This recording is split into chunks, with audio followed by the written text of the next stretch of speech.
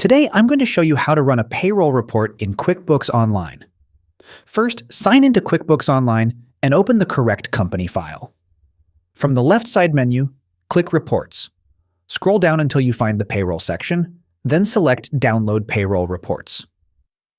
QuickBooks will show different payroll report options, including employer reports and employee reports.